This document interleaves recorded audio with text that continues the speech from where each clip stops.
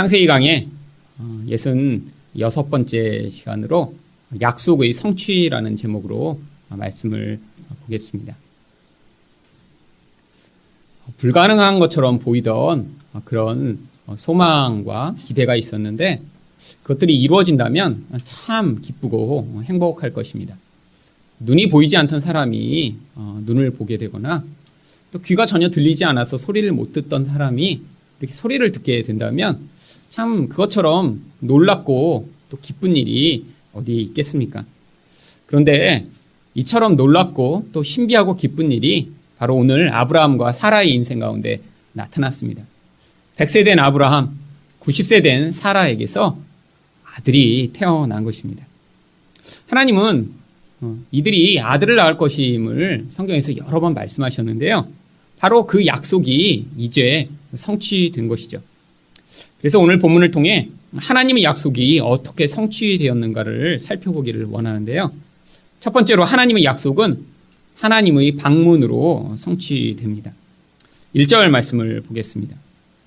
여호와께서 말씀하신 대로 사라를 돌보셨고 여호와께서 말씀하신 대로 사라에게 행하셨으므로. 여기에 사라를 돌보셨다라고 하는 이 돌보다라고 하는 단어는요. 원래 히브리어 파카드라고 하는 단어를 번역한 것입니다.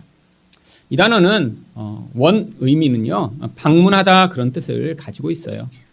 그런데 높은 사람이 어디에 방문했다라고 하면 그거는 그 사람들에 대한 특별한 목적과 또 그들을 돌아보고자 하는 그런 의도를 가지고 방문한 것이기 때문에 이렇게 하나님이 그냥 방문하셨다라고 번역하기보다는 성경에서는 대부분 돌보셨다라고 번역을 하고 있습니다.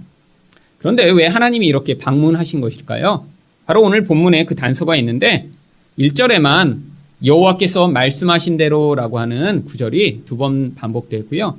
또한 2절에도 똑같은 구절이 다시 또 나옵니다. 1절과 2절에 결국 하나님이 이렇게 사라에게 방문하신 목적이 그 말씀하신 것을 이루시기 위함임을 성경이 기록하고 있는 것입니다. 이 구약 성경에 그래서 이 파카드, 방문하다라고 하는 단어가 사용될 때는 하나님이 말씀하신 것들을 이루기 위한 목적으로 찾아오셨을 때 이 단어를 사용하고 있는데요. 첫 번째는 하나님이 고난 가운데서 하나님 백성들을 구원하시기 위해 방문하신 것을 표현할 때 바로 이 표현을 사용합니다.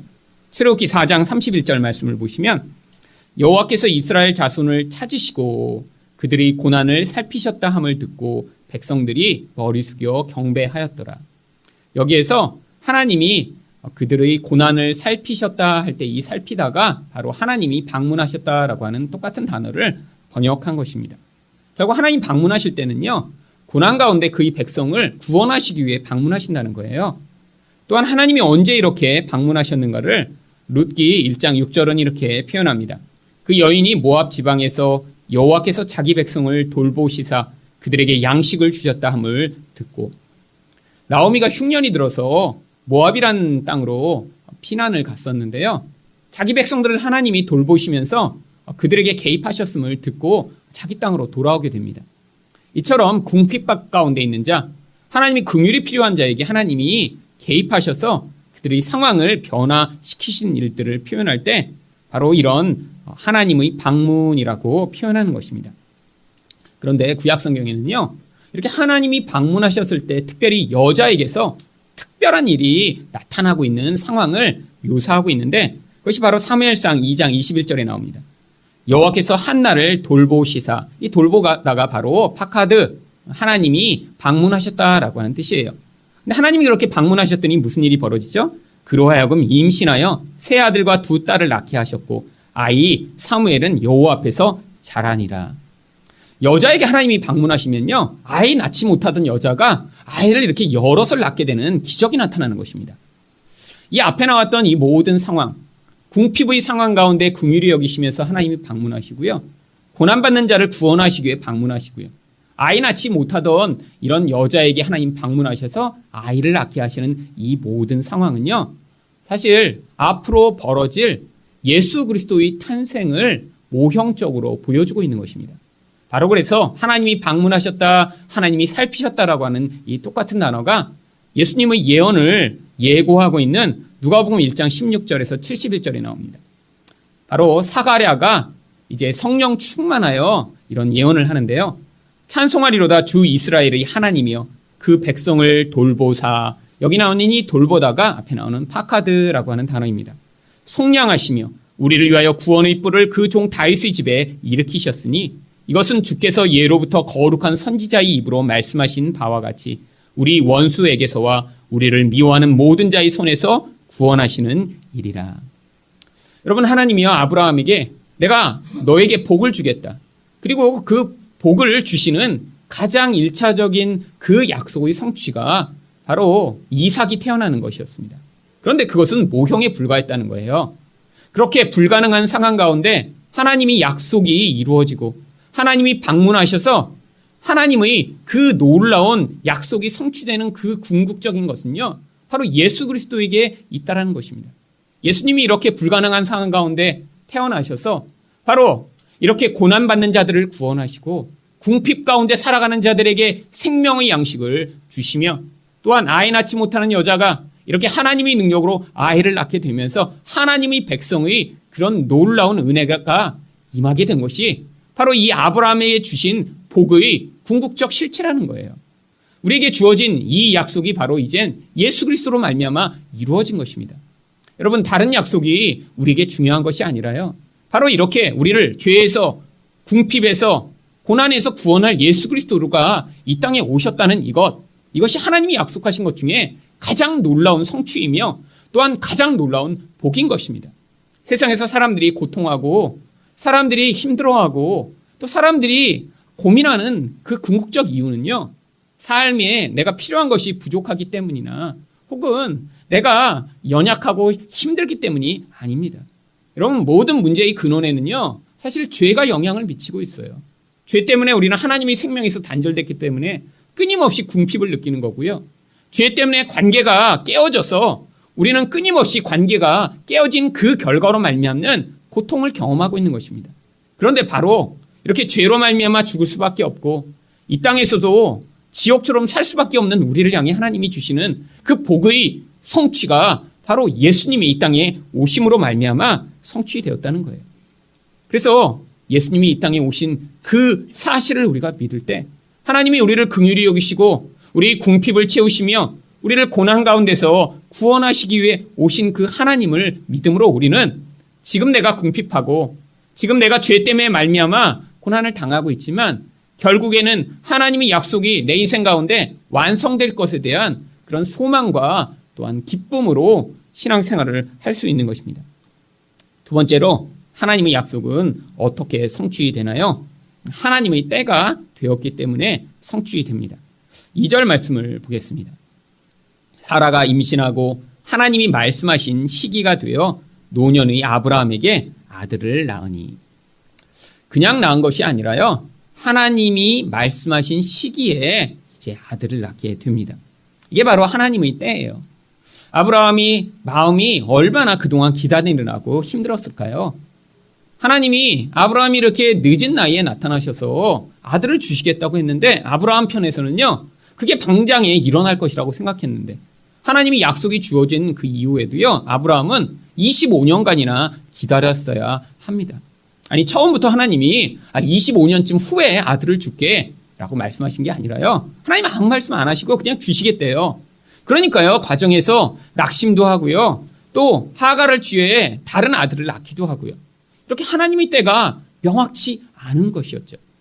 여러분, 그런데요, 이렇게 우리 가운데도 어떤 문제가 있고 어떤 상황이 어려우면요, 하나님 앞에서 하나님 이걸 빨리 해결해 주세요 이렇게 기도할 때가 있습니다. 여러분, 그렇게 기도해 보셨죠? 그래서 많은 사람들이 기도할 때 이렇게 날짜를 정해놓는 경우가 많이 있어요. 대부분 열흘 동안 이렇게 열심히 기도해 보다가 열흘은 좀 짧은 것 같아 그러면 이제 40일로 좀 늘려보고요. 40일도 안 되면 그 다음에 이제 100일 기도하다가 100일도 안 될 것 같으면 이제 최종적으로 내가 1000일까지 한번 정성을 쌓아버리라. 그래서 여러분, 교회 안에서도요, 이렇게 1000일 재단을 쌓는다 이런 분들이 계셨습니다. 하나님이 이렇게 1000일 동안 정성을 쌓으면 감동해서 들어주시나요? 아니에요. 하나님이 때가 되기까지는요, 안 들어주십니다. 왜? 하나님이 때가 도대체 무엇이길래 왜 하나님이 이렇게 약속을 이루어 주시지 않는 것이죠? 하나님 백성에게 복을 주시겠다고 약속하셨잖아요. 그리고 우리에게 은혜를 주시겠다고 약속하셨잖아요. 그런데 이렇게 오래 시간이 지나도 하나님이 약속을 이루시지 않는 것처럼 보이는 것은 왜일까요? 많은 사람들이 하나님의 때를요, 내 어려움과 고통에서 벗어나는 것을 하나님의 때라고 착각하고 있기 때문입니다. 여러분, 그런데 하나님의 때가 언제인 줄 아세요? 바로 언제 아브라함과 사라가 자식을 낳게 되었는지 로마서 4장 19절은 이렇게 이야기합니다. 그가 100세나 되어 자기 몸이 죽은 것 같고 사라의 태가 죽은 것 같음을 알고도. 여러분, 언제 아들이 주어졌냐면요, 아브라함과 사라가 죽을 때까지 하나님이 기다리셨다는 거예요. 그게 바로 하나님의 때라는 거예요. 육신적으로 도대체 자식을 생산할 수 없는 그때가 바로 하나님의 때라는 거예요. 하나님의 약속이 이루어지는데요, 인간적이고 인간의 결과로부터 말미암은 것은 그 안에 하나도 포함되지 않도록 하나님은 아브라함과 사라가 죽을 때까지 기다리신 거죠. 바로 이것은요, 하나님이요, 우리로부터 그 하나님의 약속, 하나님의 복이 이루어지도록 만드시는데요, 바로 우리의 육신적 자아가 죽을 때까지 하나님이 기다리심을 이야기하는 것입니다. 여러분, 예수 믿으면서 궁금해하시지 않았어요? 아니, 예수를 믿으면 더 복을 많이 받고 더 행복해져야 될 것 같고, 그런데 예수를 믿은 다음에도 여전히 우리에겐 문제가 많이 있습니다. 그 문제 때문에 예수를 믿은 다음에도 많이 고민을 해요. 아니, 처음 차라리 믿었을 때는요, 예수님을 생각만 해도 기쁘고 눈물도 나고 그랬던 적이 있었던 것 같은데, 아니, 교회를 다닐수록 오히려 더 문제는 많고요, 기쁨은 언제 찾아올지 알지 못하는 경우가 많이 있습니다. 왜 이런 일이 있죠? 언제 하나님이 때가 되는 거죠? 바로 우리 안에 존재하는 그 옛사람, 옛자아가 죽을 때까지 바로 그 하나님의 때가 지금 미뤄지고 있는 것입니다. 성경이 이야기하는 하나님 때는요, 단순히 우리에게 문제가 해결되고 고난이 사라지는 때를 이야기하는 게 아니에요. 우리가 바로 우리 본질 안에 있는 이 죄된 본성이 다 죽어서 이제 하나님의 생명만으로 우리가 충만하게 되는 때, 바로 그때가 하나님의 때인 것입니다. 그런데 물론 그 완성은요, 우리가 이 땅의 육신을 벗고 하나님 나라에 가게 될 때겠죠. 하지만 하나님은요, 우리 안에서 존재하는 그 죄의 영향력, 또 다양하게 나타나고 있는 그 옛사람의 어떤 모습들이요, 꺾어지고 죽임을 당할 때마다 이 하나님의 놀라운 복과 은혜를 이 땅에서도 맛볼 수 있도록 우리에게 은혜를 베푸십니다. 하지만요, 이 궁극적 완성은요, 결국 우리 옛사람이 다 죽어야 끝나는 거예요. 그래서 민수기 32장 13절에서 이스라엘 백성들이 왜 40년 동안 광야 생활을 했는지 이렇게 표현합니다. 여호와께서 이스라엘에게 진노하사 그들에게 40년 동안 광야에 방황하게 하셨으므로 여호와의 목전에 악을 행한 그 세대가 마침내는 다 끊어졌느니라. 여러분, 출애굽한 이 첫 세대는 바로 우리 안에 존재하는 옛사람, 내 욕망과 내 죄에 따라 지배를 받고 있는 이 옛사람을 이야기하는 거예요. 그런데 이 광야 생활이 언제 끝나죠? 여러분, 이스라엘 백성들, 이 광야를 걸어가던 백성들에게 가장 열망하고 가장 원하던 것이 무엇이었을까요? 바로 가나안 땅에 들어가는 것입니다.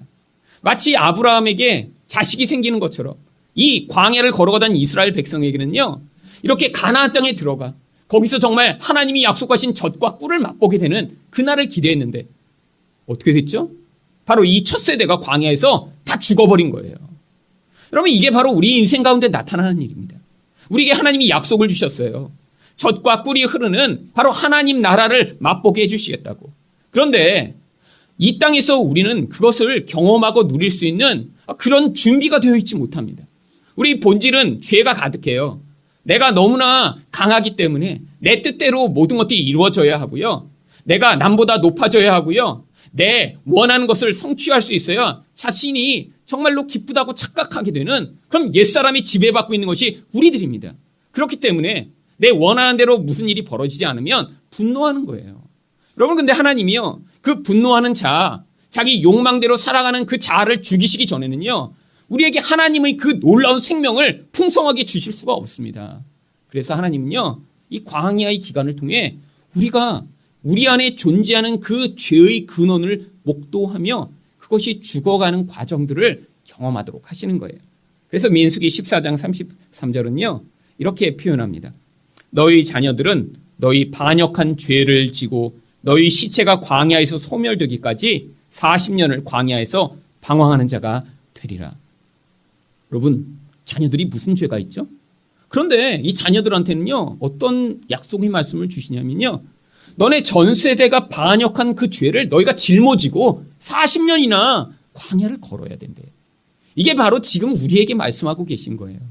우리 안에 새로운 사람이 태어났습니다. 그래서요, 여러분 안에서도요, 가끔씩 선한 일이 나오는 거예요.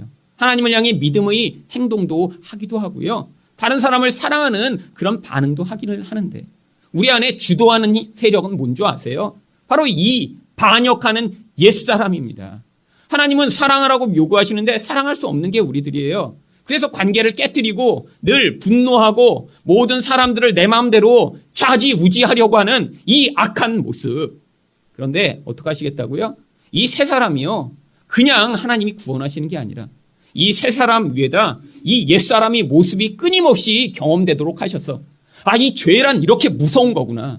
이 죄란 정말로 피해야 될 것이구나. 내 존재가 얼마나 악한가를 하나님이 이 광야의 인생을 살아가면서 목도하도록 하시는 거예요. 그래야 하나님이 우리를 구원하신 그 구원이 감사하고 하나님 앞에서 정말로 나 같은 죄인을 구원하셔서 정말 하나님에게만 영광과 찬양을 돌립니다 라고 하는 반응이 나오게 되기 때문입니다. 여러분, 하나님의 때가 언제 일어나는 줄 아세요? 바로 여러분의 그런 자아가 죽을 때 여러분에게 하나님의 때가 임하는 것입니다. 하나님은요, 이 과정을 사용하고 계신 거예요. 여러분 인생에서 지금 이렇게 지치고 힘들고 어려운 것 같은 모든 상황들.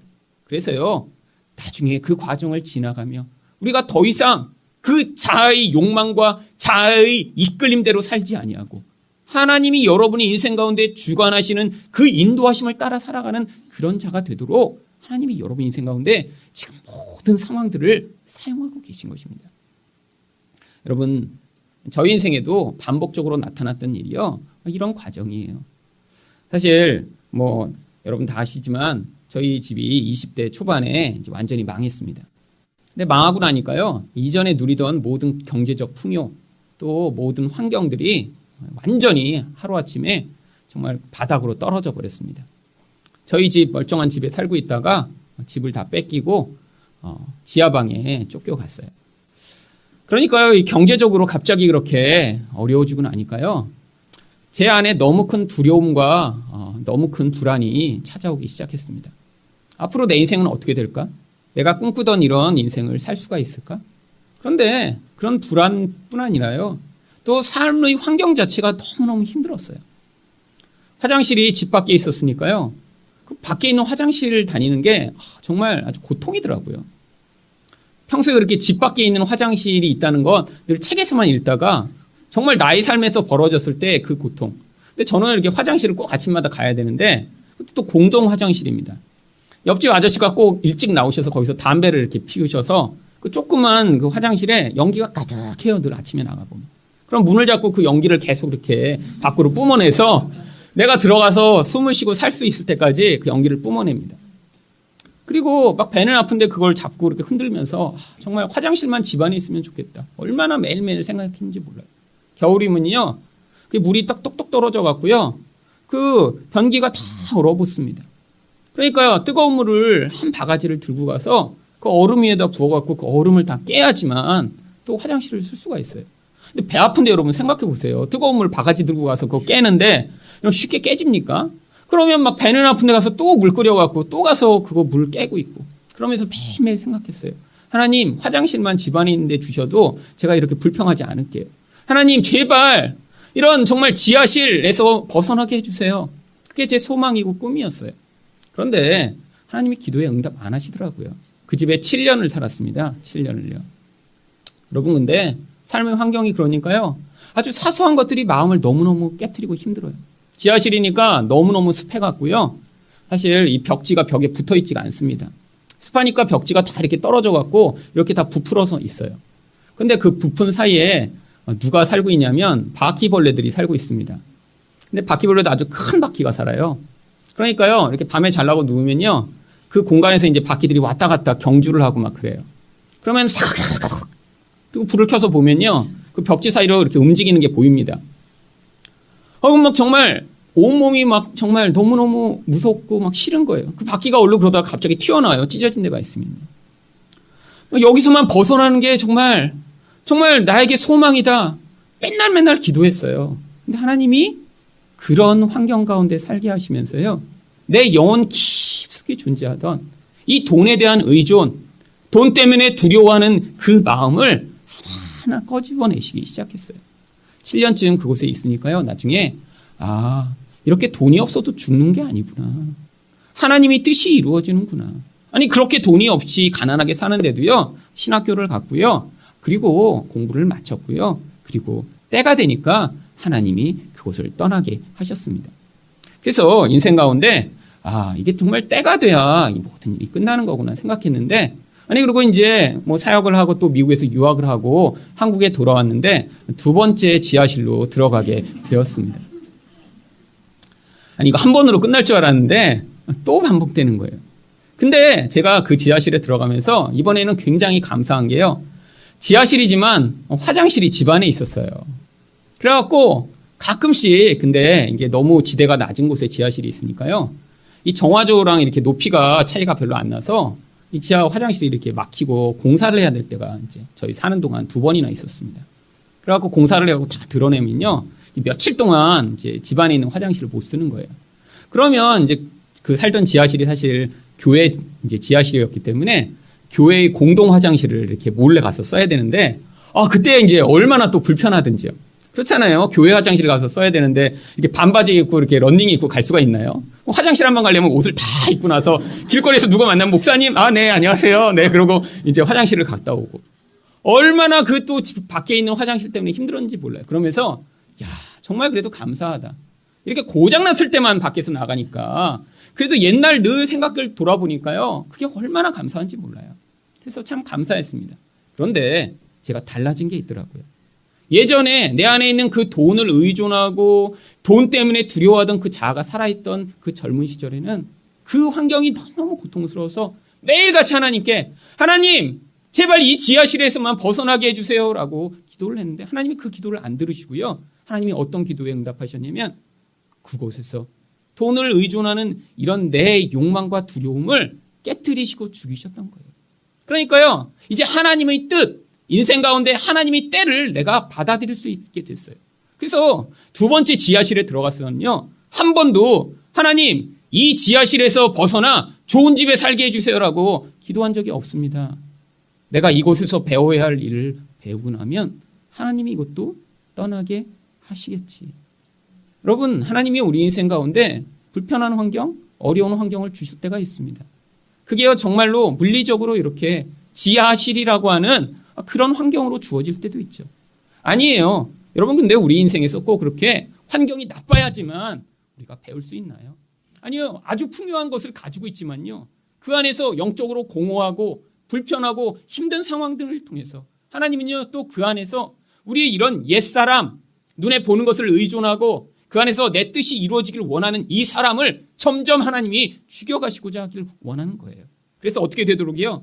이제 하나님의 때를 이제 받아들이고 그 안에서 하나님이 주시는 그 모든 상황 가운데 만족하고 하나님의 인도하심을 순종해 나갈 수 있는 자가 되도록 우리 인생에 개입해 오시는 것입니다. 여러분, 여러분의 인생 가운데 이렇게 자아가 죽고 하나님의 때가 이루어졌음을 언제 알 수 있나요? 여러분이 하나님의 뜻에 순종할 때 바로 그것을 알 수 있는 거예요. 여러분, 이 교회에서 여러분한테 많은 것들을 요구하나요? 여러분, 저희 교회는 지금 복음을 가르치고 있기 때문에요. 옛날에 교회를 다니셨던 분들처럼 주일날은 사 먹지 마라, 뭐는 해라, 뭐는 하지 말라. 저는 그런 얘기 별로 하지 않아요.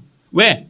그런 것들이요. 인간의 본질 안에 있는 죄를 다스릴 수 없기 때문입니다. 여러분한테 뭘 하라고 그런다고 여러분이 하실 수 있나요? 아니요. 그래서 그걸 하면요. 그러면 또 우리 마음 안에서 죄를 짓게 돼요. 어떤 죄요? 내가 이걸 하고 있으니까 나는 괜찮은 사람이지.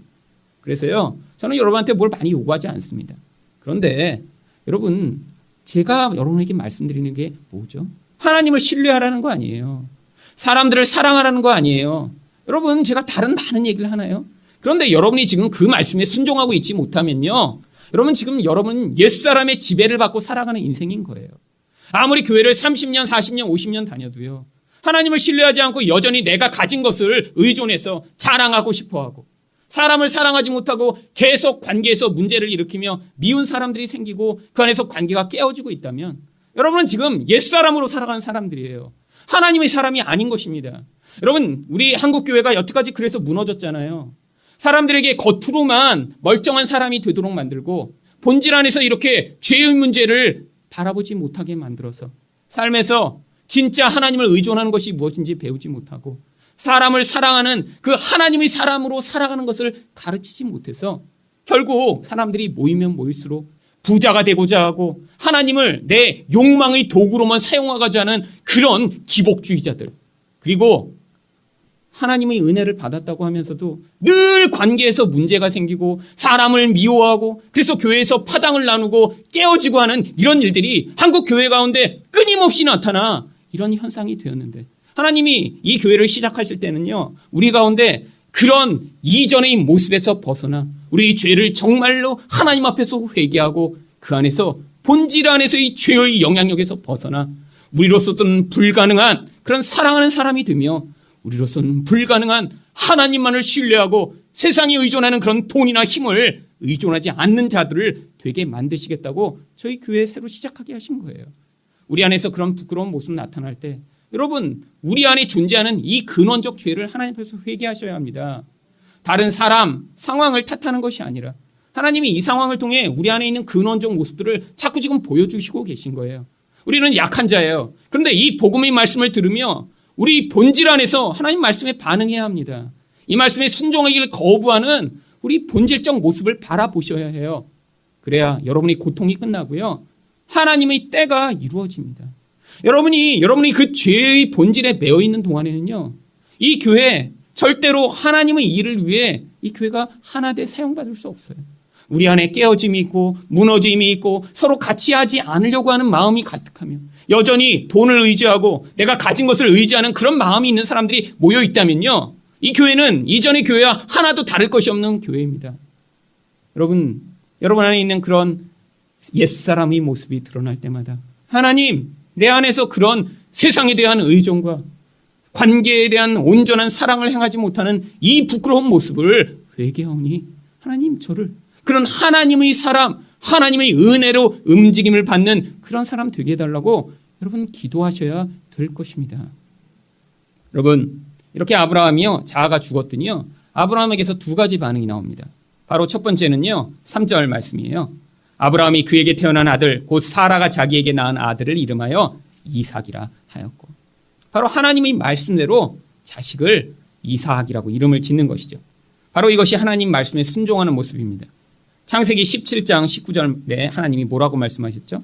하나님이 이르시되 아니라 내 아내 사라가 내게 아들을 낳으리니 너는 그 이름을 이삭이라 하라.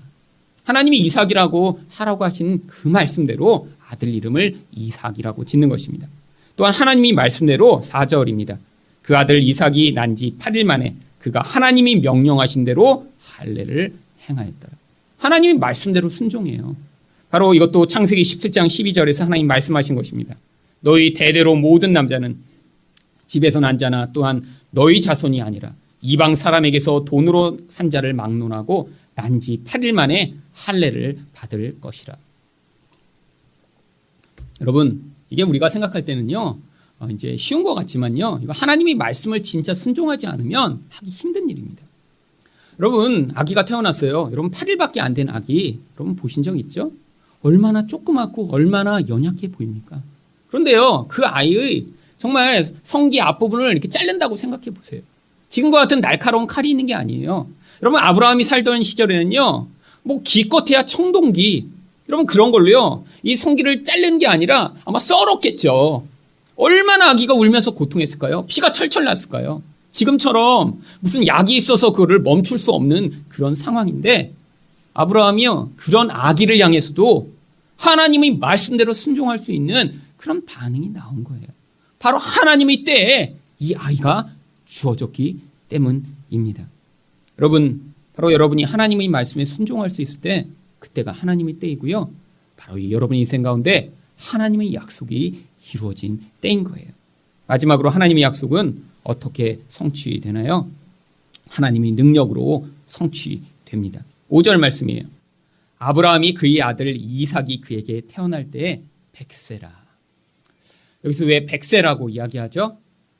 아브라함이 나이 얼마인지 우리는 다 알 수 있습니다. 바로 이 100세가 아브라함의 불가능함을 보여주는 나이기 때문이에요. 그래서 아브라함이 창세기 17장 17절에서 하나님에게 뭐라고 반응했습니까? 아브라함이 엎드려 웃으며 마음속으로 이르되 100세 된 사람이 어찌 자식을 낳을까? 그런데 바로 그 100세 된 아브라함이 자식을 낳았다고 여기에 지금 그 해답을 써놓고 있는 거예요. 또한 아브라함만 못 믿었습니까? 사라 또한 못 믿었어요. 근데 그 사라가 어떻게 지금 반응하죠? 6절과 7절입니다. 사라가 이르되 하나님이 나를 웃게 하시니 듣는 자가 다 함께 나와 함께 웃으리로다. 또 이르되 사라가 자식들을 젖먹이겠다고 누가 아브라함에게 말하였으리오마는 아브라함의 노경에 내가 아들을 낳았도다 하니라. 이전에 이제 이렇게 웃을지 전혀 예상을 못했어요. 근데 자기가 이렇게 웃게 됐다고 너무 기뻐서 다 사람들이 함께 웃을 거라고 얘기하는 거예요. 근데 이전에 사라는 어떻게 반응했었죠? 창세기 18장 12절입니다. 사라가 속으로 웃고 이르되 내가 노쇠하였고 내 주인도 늙었으니 내게 무슨 즐거움이 있으리요. 여러분 지금 이 아브라함의 반응과 사라의 반응과 주어진 이 결국에 계속 똑같이 반복돼 나오는 단어가 있습니다. 어떤 단어가 반복되고 있죠? 웃었다. 이게 바로 이삭의 이름이에요. 여러분 인간적으로 이삭은요 100세 된 자 90세 된 사라로부터 이 이삭이 주어진다고 했을 때 비웃음밖에 나올 것이 없는 그런 약속이었던 거예요. 그런데 하나님의 능력이 개입돼 나타나고 나니까요 그 하나님의 능력으로 말미암는 결과에 정말 기쁨의 웃음을 터뜨리게 되는 것입니다. 이게 바로 예수 그리스도의 이야기인 거예요. 여러분 예수님이 어떻게 태어나셨죠? 동정녀의 모임에서 태어나십니다.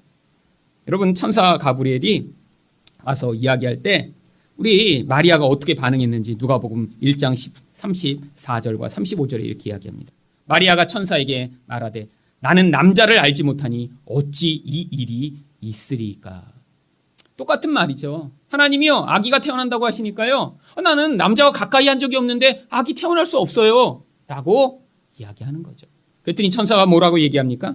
천사가 대답하여 이르되 성령이 내게 임하시고 지극히 높으신 이 능력이 너를 덮으시리니 이러므로 나실 바 거룩하신 이는 하나님의 아들이라 일컬어지리라. 바로 이런 불가능한 상황 가운데 하나님이 능력으로 아들을 주시고 그 아들이 어떤 아들이죠?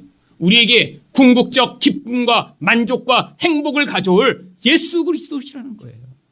여러분 이 약속이 우리에게 이미 성취돼서 지금 2000년이 됐습니다. 그러니까요 우리 삶을 보고 우리 주변에 있는 사람의 삶을 보면서 우리가 낙심하고 비웃을 것 같은 그런 상황에서도 이 약속이 우리에게 새로운 소망을 가져다 주는 거예요. 여러분 자신을 보시면 정말 나는 구원 받을 만하지.